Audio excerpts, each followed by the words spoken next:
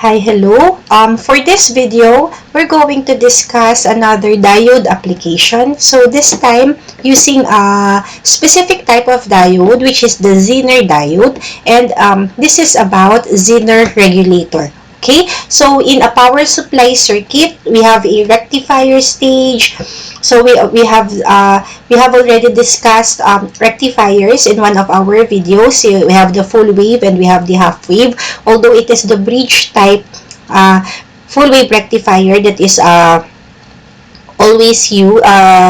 often used in power supply circuits. And then after the rectifier circuit, we have the filter, and then the last part of our power supply circuit is a regulator. So one of the simplest type of regulator is by using a Zener diode. Okay, we have here Zener regulator. Um, we have here the Zener diode equivalent circuit. So from our previous semiconductor diodes, we have what we call the forward bias and we have the reverse bias. So during forward bias, your Zener diode usually operates as a short circuit at forward bias, and at reverse bias, your Zener diode your semiconductor diodes operates or acts like an open switch. Okay, so for Zener diode, it is different. Okay, so every Zener diode class has its Zener voltage or a regulator voltage. Okay, so this is still the cathode and this is still your anode. So as you can notice, your cathode is in the form of a letter Z. Okay, so this is our diode symbol for a Zener diode. So what did you notice, okay, in the figure? So for a Zener diode, if it operates at the Zener or at the reverse bias mode. Okay, so if you can still remember from our previous video, we have what we call the Zener region. So Zener region is at the region where you apply a negative source to your anode and a positive source to your cathode. So if you're going to look at this one, we have here positive and we have here negative. So the positive is connected across your cathode and the negative is connected across your anode. So once we have this connection, or once we reverse bias your Zener diode, okay, so it will act like a voltage source. So what do we mean by a DC voltage source? It has its corresponding Zener voltage. So it has a regulated value. Okay, so depending on what type of Zener diode you are using. So it is in the specification sheet of your Zener diode. So this is what we call the on state of our diode. But once we apply a negative bias or a reverse bias to the diode, and your diode voltage is less than our Zener voltage, our diode is like working as a open circuit. So we need to satisfy, okay, or we need to have at least a voltage that is greater than or equal to the Zener voltage before we can say that the diode is in the on state. So what if we forward bias your Zener diode? So if we forward bias your Zener diode, if we place a negative terminal here and a positive terminal here, your Zener diode will just function as a regular semiconductor diode. So in that case, what we're going to read across your diode is just 0.7 and not its regulated voltage. So we are not maximizing the function of your Zener diode if we do that.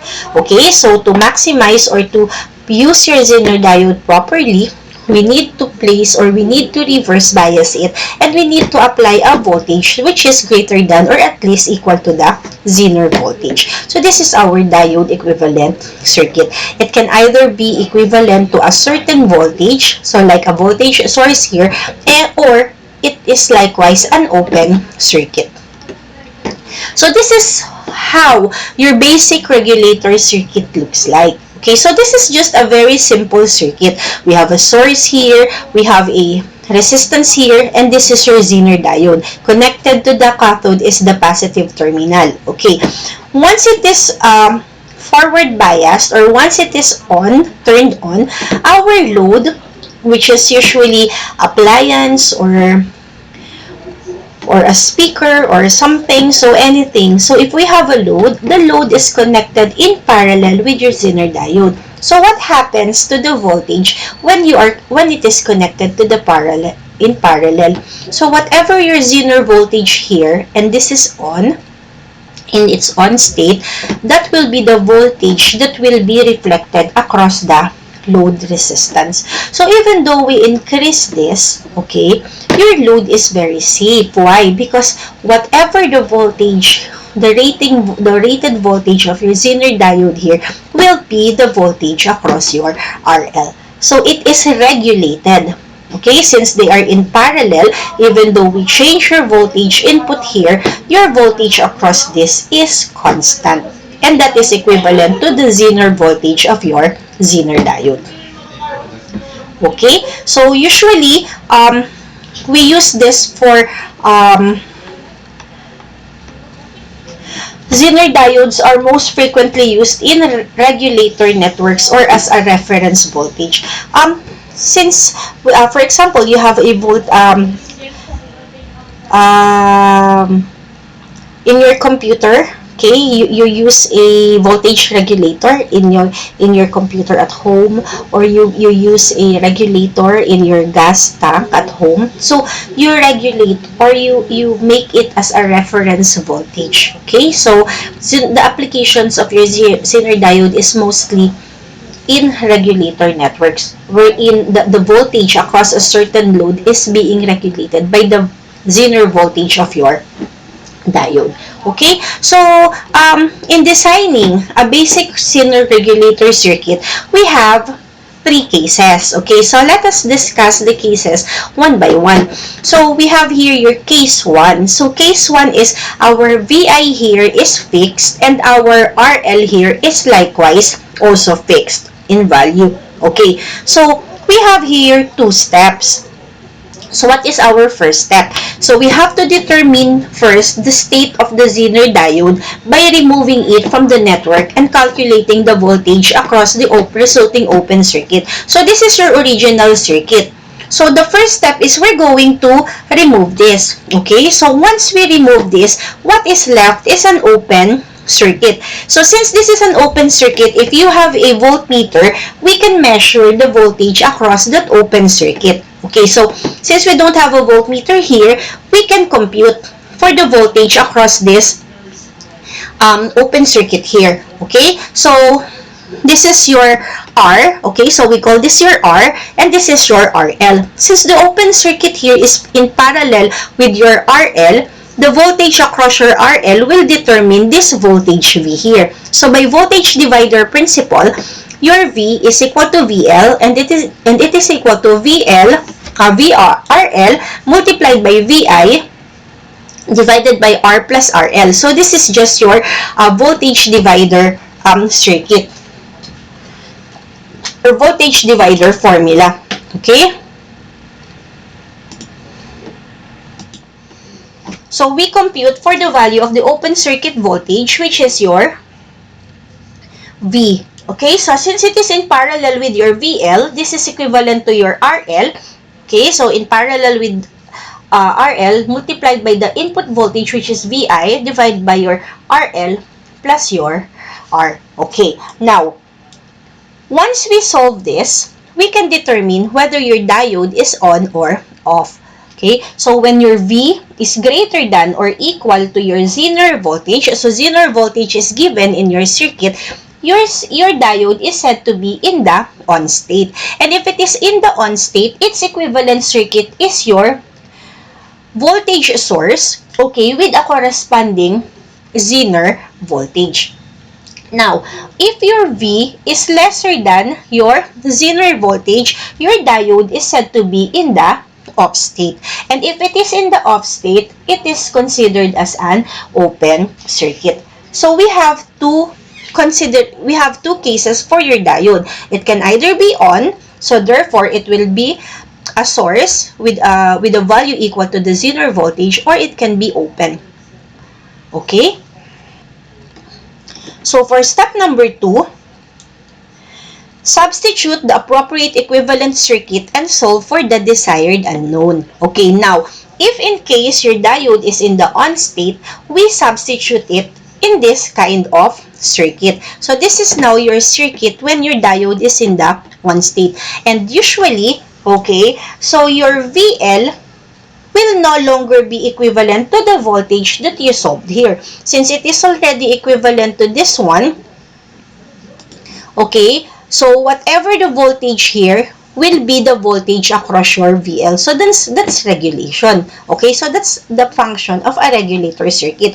So that means your VL now is equivalent to VC because we have turned on your diode.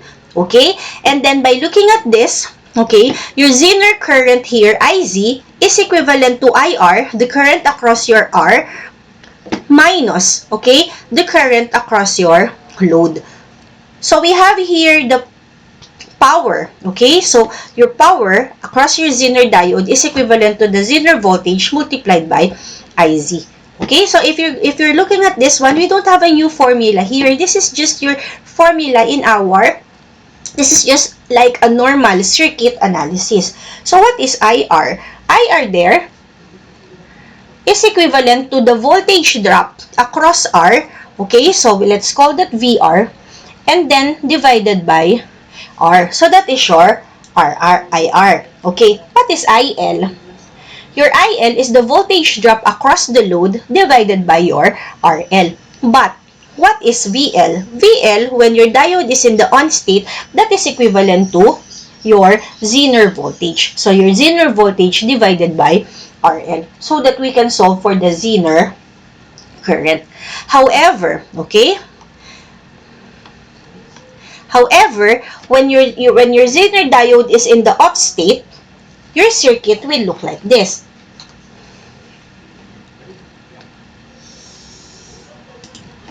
Your circuit will look like this. So this is your VI, this is your R, this is open, and this is your RL. Since this is open, your load is not regulated. Okay, so therefore, what is your VL here? So your VL here is equal to the voltage that we have solved earlier. Okay, and what is IR? Since this is open, we can say that the current flowing across your R is the same current which will flow again across your load resistance. So this became a series circuit. So that means your IR there is just equal to your IL, and that is equivalent to your VI divided by R plus RL because they are simply a series circuit. Okay?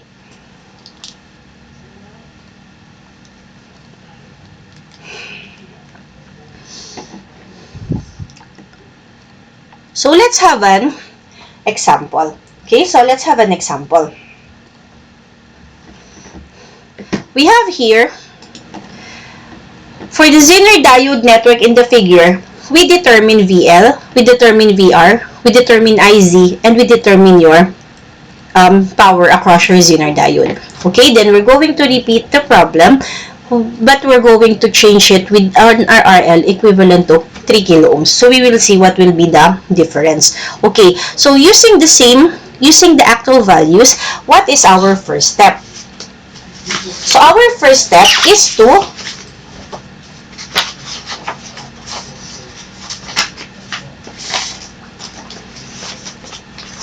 solve first. Okay, so our first step is we're going to remove the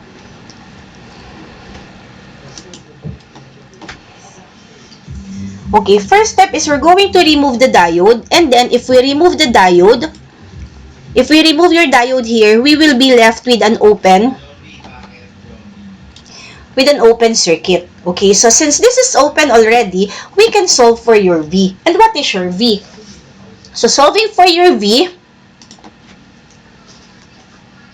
that is in parallel with your VL, and this is equivalent to RL divided by RL plus R multiplied by your VI. Okay, so what is our RL? In our circuit, your RL is equivalent to 1.2 kilo ohms. So this is 1.2 kilo ohms. That is equivalent to 1.2 kilo ohms plus 1 kilo ohm multiplied by our input voltage, which is equal to 16 volts. So we solve your V, which is equal to VL. So solving for that, we have 1.2K divided by 1.2K plus 1K multiplied by 16.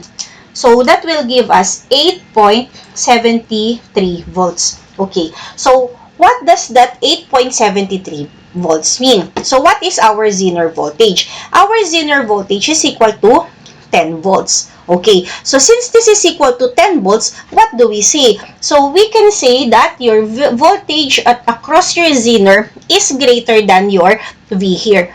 So if this is the case, what will happen to your Zener diode? Your Zener diode will not be turned on. Your Zener diode is in the off state.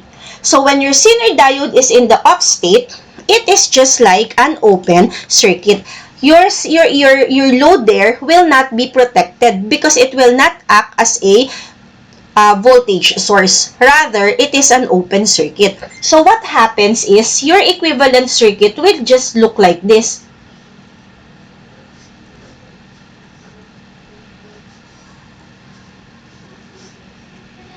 Okay. So if we need to solve for the following, so what do we need to solve for? VL. So what is VL here? Our VL here is equal to your V, which is equivalent to 8.73 volts. Okay? So what else? What is your VR? So our VR, since these two resistors here are in parallel, they will just be dividing between the VI here. So your VR there is simply VI minus VL.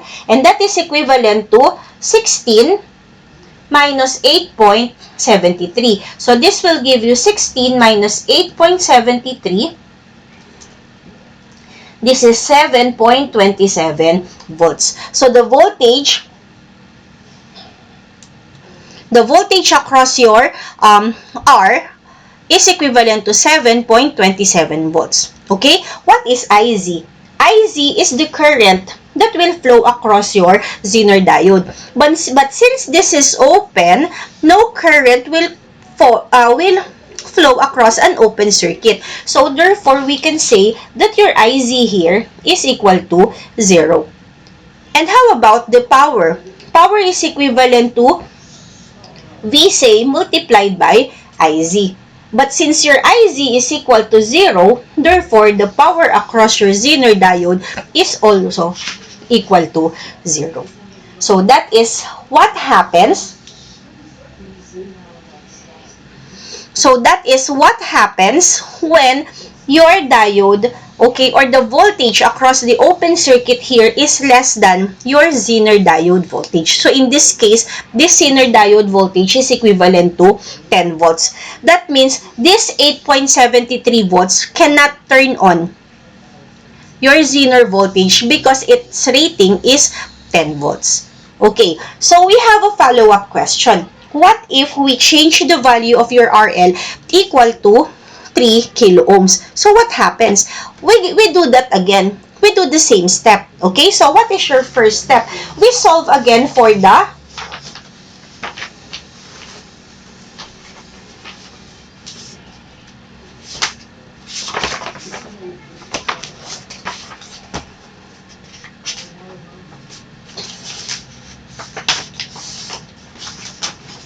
So the next step is we solve again for the value of V. Okay, so what is the value of V? So we just need to change your RL this time to 3 kilo ohms. So this is equivalent to 3 kilo ohms multiplied by 16 volts divided by 3 kilo ohms plus 1 kilo ohm. Okay, so your V here is equivalent to 3K divided by 4K times 16. So this time we have 12 volts. Okay, so what does that mean?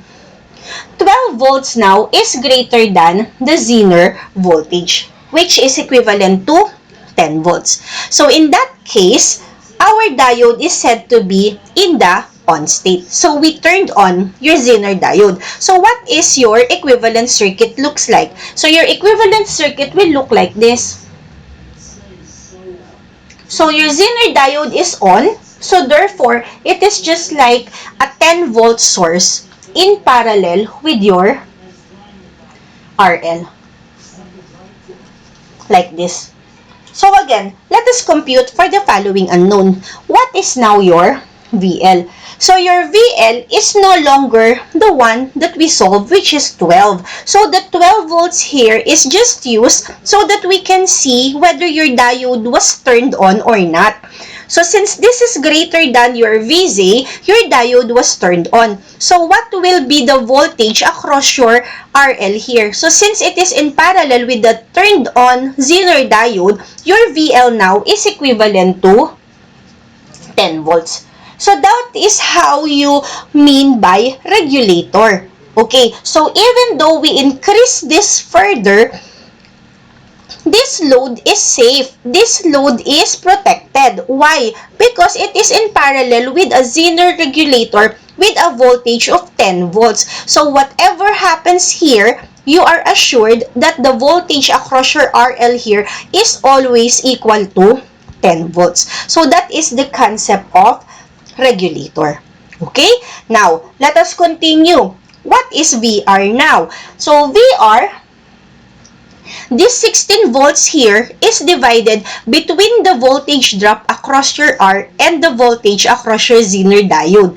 So therefore, what is our R here? Our R here is equal to 16 volts, which is your total voltage, minus 10 volts. So the voltage across your R now is equivalent to 6 volts. Okay? So we can now solve for IZ. Now, since your diode is shorted now or turned on, we are now, or there is already a current flowing across your Zener diode. So your total current here, which is your IR, is divided into two. One will flow across your Zener diode here and the other across your RL. And this is your IL. So what do we need to know is the voltage, is the current across your Zener voltage. So although we know that this is 10 volts, we don't know the resistance of your Zener diode. So how do we determine IZ? We just have your KCL here. Okay, so in this point or in this junction, we can see that your IR is equivalent to IZ plus IL. So we can solve for IZ. Okay, what is IZ? IZ is equal to IR minus IL. So how do we solve for that? So Ohm's law, just Ohm's law, class. Okay, so what is IR? IR is equal to VR divided by R. What is IL? IL is equivalent to VL, which is equal to the Zener voltage divided by RL. Okay? So, substituting that, this is equivalent to 6 volts divided by 1K minus this is 10 volts divided by 3K. So, we can solve for IZ. Okay, so what is IZ? So, 6 divided by 1K, that will give you 6 milliamperes minus 10 divided by 3K, that will give you 3.33 milliamperes, giving your IZ equal to 2.67 milliamperes. So our IZ here is equivalent to 2.67 milliamperes. So since we have a current, we can solve for the power. So what is your power? Power, or the Zener power, is equivalent to VZ multiplied by IZ. So VZ is 10 volts multiplied by 2.67 milliamperes. So this will give you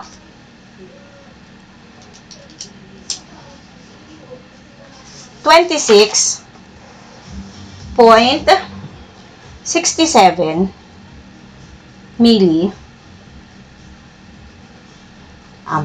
So the power across your Zener diode is equivalent to 26.67 milliamperes. So that is the difference when we change the value of your resistance. So the first example is that we weren't able to turn on your diode, so therefore it is just like an open circuit. The second is that, okay, for the second example, we change it to a value of the resistance that was able to turn on your diode, and this is the corresponding solution. Okay, so that is for case number 1. So for case number 1, our VI is fixed and our RL is fixed. So the two other types, or the two other cases, are like a design case, because in this case, as you can see, the value of RL here is an important value in determining whether your Zener diode will be turned on or turned off. The first value that we had is 1.2 kilo ohms, and that 1.2 kilo ohms wasn't enough to turn on our diode. Okay, now, when we change it to 3 kilo ohms, therefore, it was turned on. And as you can see, it is not just equal to 10, it is greater than 10.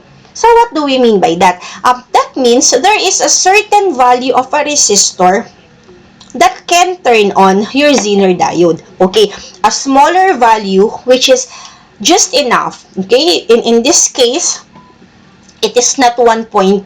So a smaller value that is just enough to turn it on, and then a larger value that if we exceed that value, it may cause the diode to be destroyed. So technically, case number 2, okay, so for case number 2, we have a fixed input voltage, okay, and we have a variable resistor. Okay, what do we mean by this? So this is the case. Fixed VI. So this is fixed. Okay, so in the laboratory, you may use the power supply, and then you set the power supply right away be equal to a certain value. Okay, and then this is still our R. Okay, and then this is your Zener diode. And then we have here a variable resistor. So what do we mean by a variable resistor? A variable resistor means that we can alter its value. Okay, so like a potentiometer. Okay, so like a potentiometer, it is a variable resistor. So we have a minimum value and we have a maximum value.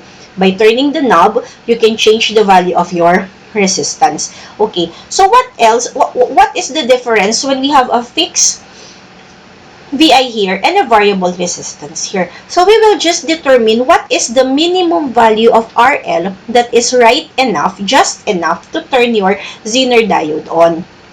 So in our previous example a while ago, 1.2 is not enough to turn on the Zener diode. Okay, so this time, we will not check anymore whether this is turned on or not. So in designing, we will make sure that this is turned on. So how are we going to make sure that this is turned on? So our previous example, we solve for V, okay, which is equivalent to RL multiplied by VI divided by RL plus R.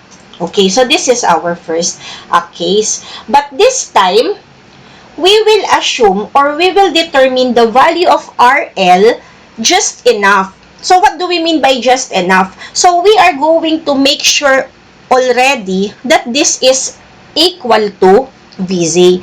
Because when your V is equal to VC, this is the minimum requirement that your Zener diode will be turned on. Okay, because our requirement is your V must be greater than or equal to VZ. So the minimum is at least your V is equal to VZ. So right away, we are going to make your V already equal to VC so that we are assured that this is turned on. So what is unknown here? Our unknown here is this RL. What is this minimum RL that is just enough, right enough, to turn on your to turn on your, or to make your Zener diode function. Okay? So, this is just a manipulation of your formula. So, what is our unknown here is your RL minimum. Okay? So, by solving for the value, so, writing your equation here, so that will give you VZ. This is RL min minus R times VZ is equal to RL min times VI. Okay? So, let us combine all those with RL minimum. So, this is VZ, RL minimum.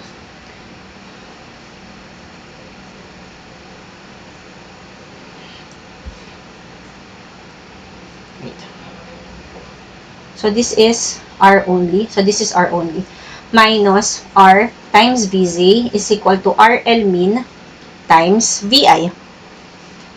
Okay? So, this will give you, combining your RL min. So, we have here RL min VI. Transferring this. So, we have here RL min VZ is equal to R times VZ. Okay? Factoring out your RL min, that will give you VI minus VZ is equal to R times VZ. Okay? So, we solve for RL min. What is RL min? RL min is R times VZ all over VI minus VZ. So, this is your RL minimum. So, what do we mean by RL minimum? So, this is the minimum resistance that will turn on your diode. Okay, now, how about the maximum current, the maximum resistance? So, first, this is just right enough to turn on your diode. Now, as you can see, going back here, this is IR. Okay, so since this is fixed, we know that IZ is fixed. Okay, since this is VI, this is fixed, the voltage across R is fixed. It will not change. Okay, so when we change the value of this, one, your IL is variable. Okay, its voltage is constant, but if we change the resistance, the current will change because IL is equal to VZ divided by R. Okay? So, as you can see, IR is equal to IZ plus IL. Okay. So, IZ is fixed.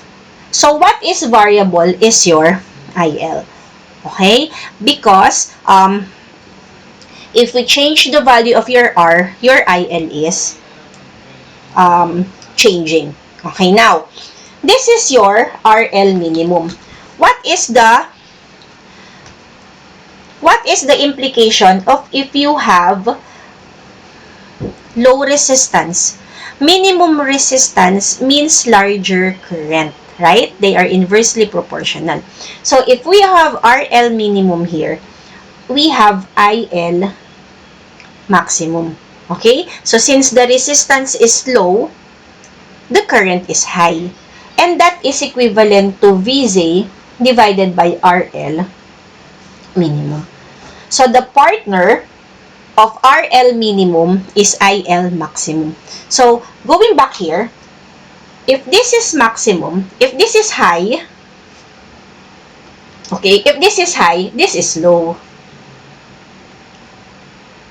If this is small, or if this is low, which will compensate your IZ. Because the total of this must be equal to IR, and IR is fixed. So, when do we say that the resistance is already very, very high? Okay? So, there is what we call maximum Zener current. So, that means, what is the maximum current that the Zener diode can handle? Okay, what is the maximum current that can be handled by the Zener diode? So, if this is high, this means this is low. Why is this low? Because your RL here is high. Okay, so the higher the resistance, the lower your current. So therefore, how can we determine whether it is already the highest possible resistance? Because greater than that, your Zener diode will be destroyed. Okay, so that means we have to compute. Okay, so we have to compute for the RL maximum. And what is RL maximum? So RL maximum is equal to VZ divided by IL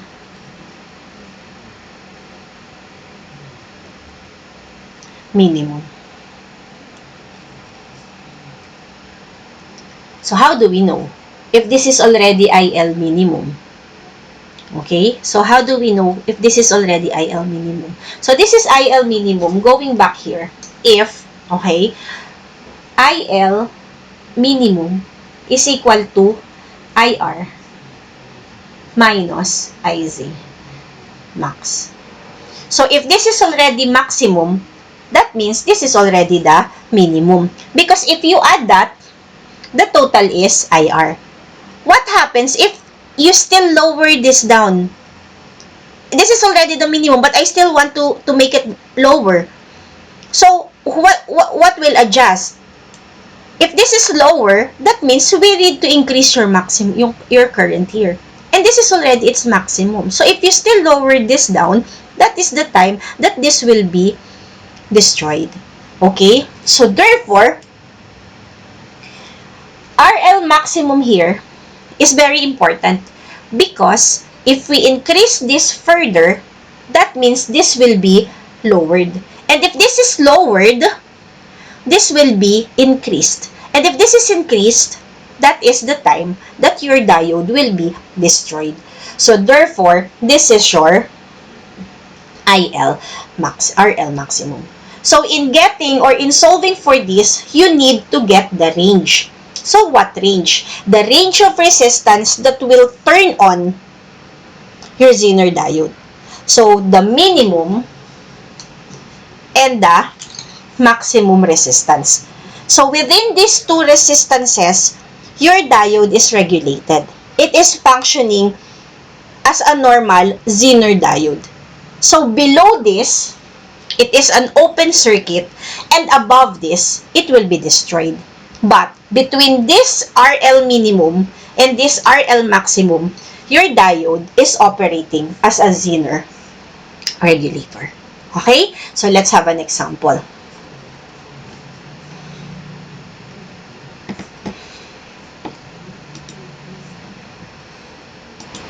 So it says here, determine the range of, so when you say range, you have a lower value and you have a higher value. Okay? So determine the range of RL and IL that will result in VRL being maintained at 10 volts. That means this is RL being maintained at 10 volts. That means this is on. This is at the on stage. Okay? Now, our first step is to solve for RL min. Okay, so what is this is just a formula class. So if you forgot the formula, you can always derive. The derivation is very simple. Okay, so RL, okay, RL minimum is equal to RVZ all over VI minus VZ. Okay? So what is our R?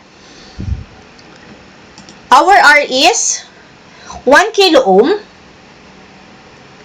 divided by multiplied by our Zener voltage. Our Zener voltage is 10 volts divided by our input voltage is 50 minus our Zener voltage is 10.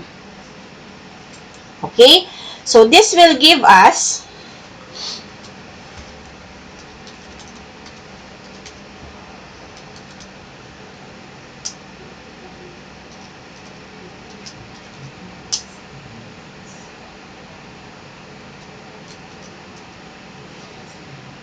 250 ohms. So this is volts, it will be cancelled out. So our unit for resistance is of course ohms. Okay? Now, when we have a minimum, if we have an RL minimum, we have a IL maximum. And IL maximum is VZ divided by RL minimum. So this is equivalent to 10 volts divided by 250 ohms. Okay? Ohm's law. This is equal to 10 divided by 250. So this is equivalent to 40 milliamperes. So that is the maximum current for our circuit. Okay, now, we need to determine the maximum resistance. Okay, so how do we determine the maximum resistance? We need to determine your IL minimum. So, IL minimum class is equal to IR minus IZ max. Okay, what is IR? IR is VR all over R minus IZ max. So, in our circuit, IZ max is given as 32 milliamperes. So, 32 milliamperes is the maximum current that can handled by your diode. Above 32 milliamperes, your diode will be destroyed. Okay?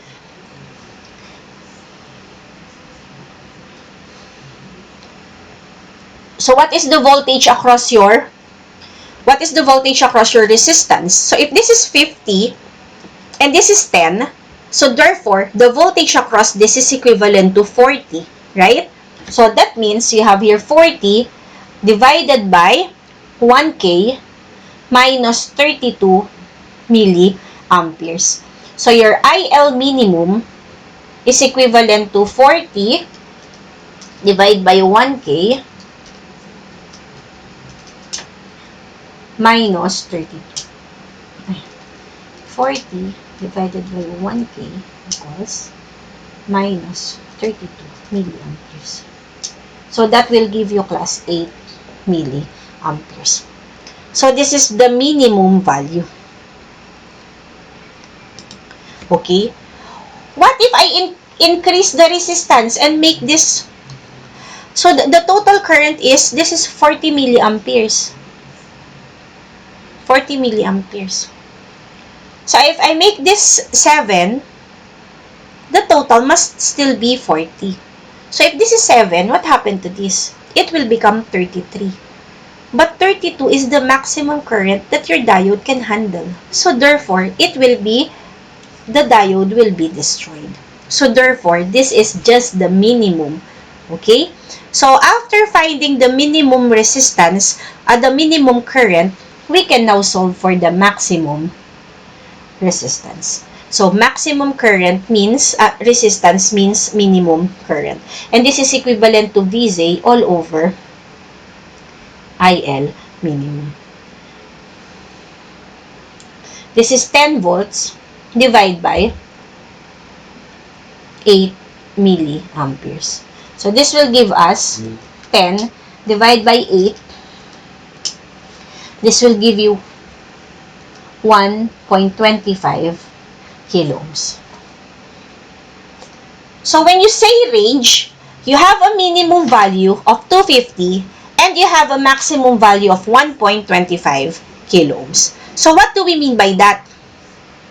Okay, so what do we mean by that? You are regulated. You have a range of resistance. So that means, class, that if you have a 250 ohm value and a 1.25 kilo ohm value of resistance, the voltage across your diode or across your load is equivalent to 10 volts. It is rated at 10 volts. Below 250, your diode will not be turned on, and above 1.25, your diode will be destroyed. So whatever value that is between 250 and 1.25 kilo ohms, your diode is operating as a regulator. So, case number 2, fixed VI and variable RL is a design. Okay? So why is it a design? Because you will be the one to choose the value of resistor. Any resistor will do as long as it is within 250 and 1.25. Above and below, it will not function properly. Okay? So that is case number 2. We didn't anymore test whether your diode is on or off. We already assumed that it is on because of the minimum resistor, and we assume that it is still okay, that it will not be destroyed because of the maximum resistor. Okay, so that is case number 2. Now, let's go to case number 3. So for case number 3, our RL is fixed, but this time, V is our variable. So, in the laboratory, you can change the value of your source. You can make it 10 volts, you can make it 50 volts, so you can change it. Okay, so what is the implication of this? So, let us go back to our figure.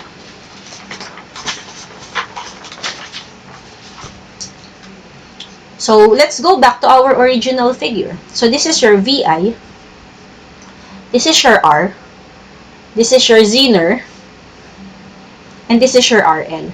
So this time, this is fixed. We will not change this. Okay? However, VI plays an important role. Why?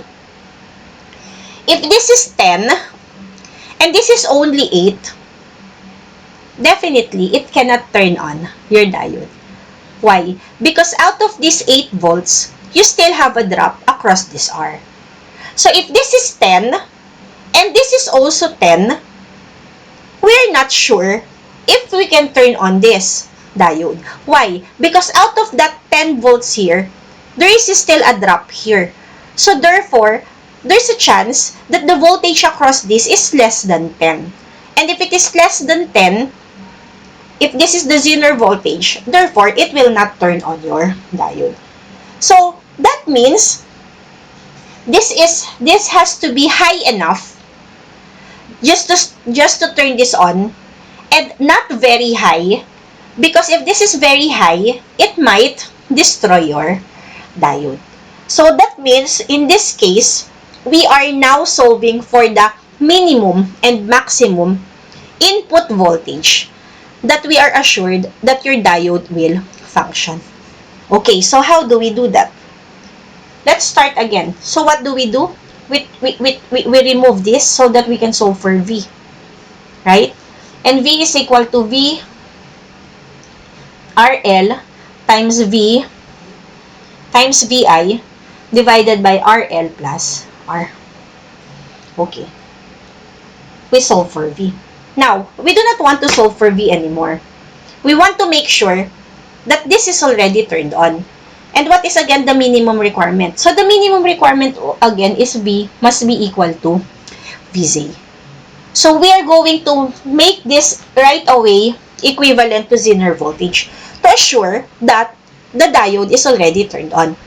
So therefore, what are we solving for? We are solving for the minimum, right? So we are solving for the minimum VI, just to make your voltage across your diode equal to the Zener voltage. So this is our VI minimum. So how do you solve for VI minimum? So we'll manipulate again the formula. So that is equivalent to VI minimum. So we put this here. Okay? So we have Vz multiplied by RL plus R divided by RL. So this is our formula for VI minimum. Just small enough to turn on your Zener diode. Okay. Now, if we have a minimum voltage, likewise, we also have a maximum voltage.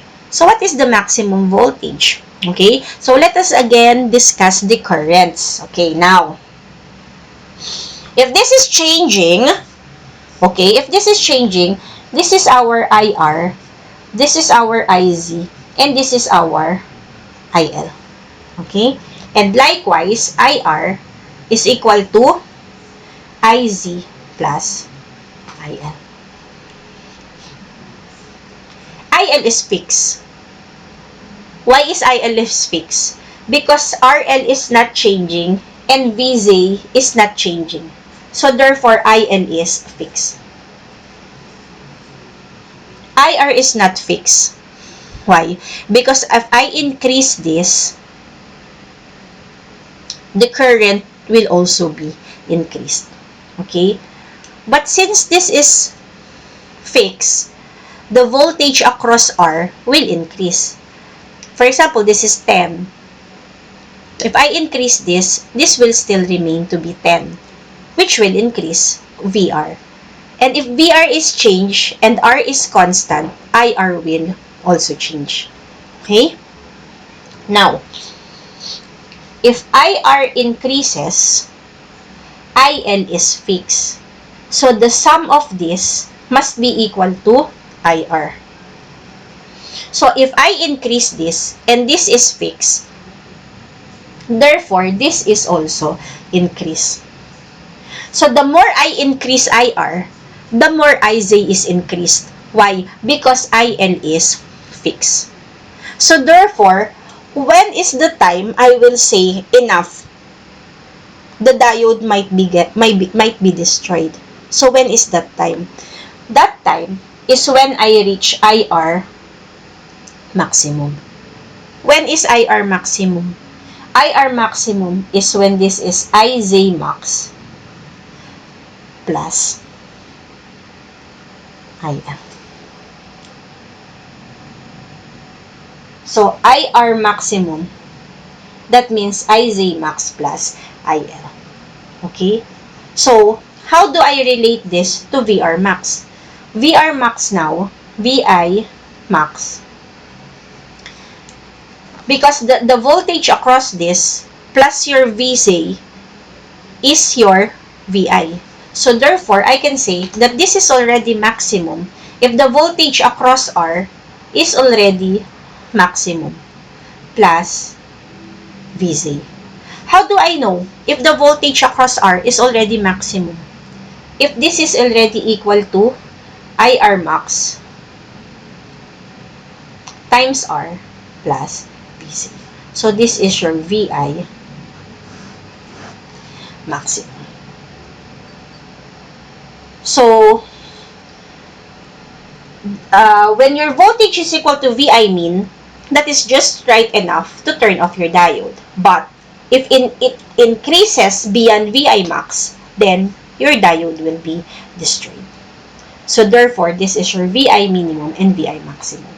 So, do not memorize it. Okay? So, you just have to analyze, you just have to understand how did we arrive to this formula. Okay? So, let's have an example.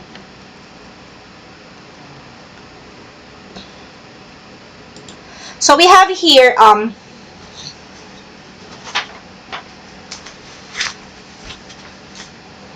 determine the range. So, again, when we say range, we have a minimum and we have a maximum value.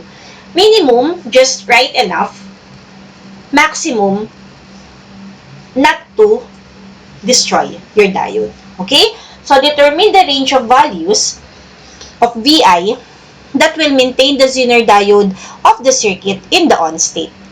Okay? So, the given our VZ is 20 volts, IZM is 60 milliamperes, our RL is 1.2 kilo ohms, and then we have here 220 resistance. So, the first thing that we can solve is your VI minimum. Okay? So, minimum voltage just right enough to turn your diode on. And our formula is VZ times RL plus R divide by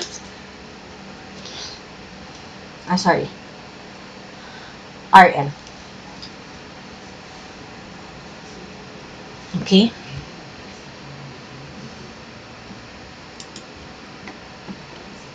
So, what are your values? VZ here is 20 times our RL is 1.2K plus our R is 220 divided by 1.2K. So this is ohms. This is ohms. Ohms will be cancelled out. So the unit is voltage. Okay? So let us solve.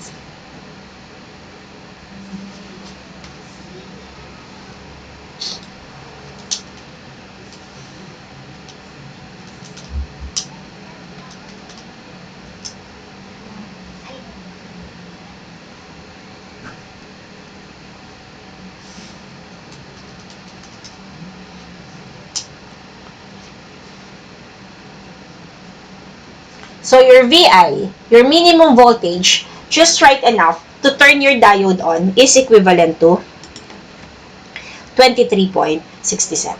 So below 23.67, your diode is not turned on. Okay? So what's next? We need to solve for VI maximum. Okay? So how do you solve for VI maximum? We need IR max. What is IR max? IR max is IZ max plus IL.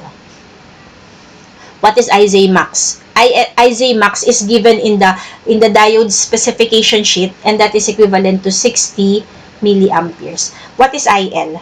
We have a formula for IL. IL is VZ divided by RL. So this will give you 60 milliamperes plus VZ is 20 volts and RL is 1.2 kilo ohms. So we can solve for IR maximum. Okay? So what is IR maximum? IR maximum is 20 divided by 1.2K plus 60 milliamps. So this is equivalent to 76.67 milliamperes. So IR maximum. If you still increase this, let us say make this 80. If you make this 80, this is fixed. So which will adjust? Your IZ. But the maximum current that your IZ can handle or your Zener diode can handle is just 60 milliamps. So therefore, your diode will be destroyed. So we need to be very careful. Okay? So solving for VI max now. This is equivalent to IR max times R plus VZ. So IR maximum is equal to 76.67 milliamperes times R, which is 220, plus our VZ, which is equivalent to 20 volts. Okay? So that will give us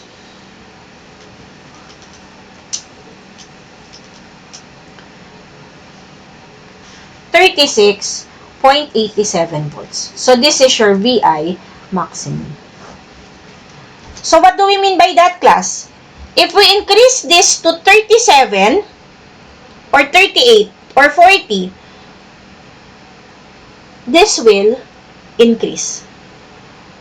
If this will increase, this is fixed, therefore this will increase. So what happens? Your diode will be destroyed. So case number 3, variable VI and fixed RL is also a type of a design. Because you will know what's the use of creating a Zener diode when it is not functioning, right? Just like in case number 1. We still have to check whether it is functioning or not. But if you are going to design a Zener regulator, so that means, since you are designing a Zener regulator, you have to make it workable already. So why will you design if it is not working, right? Therefore, you must choose the proper value, the proper range of resistance, and at the same, so that's case number 2. Or, you can choose the proper range of voltage. That is case number 3. Okay? But in any other way, we don't have case number 4 anymore. So what's case number 4? Variable RL and variable VI. Because you will be confused if they are both changing. So in designing, as much as possible, we just limit your variable parameter to 1. So that we can analyze only when one parameter is changing. Okay, so this topic is about Zener Regulator. Okay, so thank you for watching, and don't forget to like our channel. Okay, bye, have a nice day, and God bless.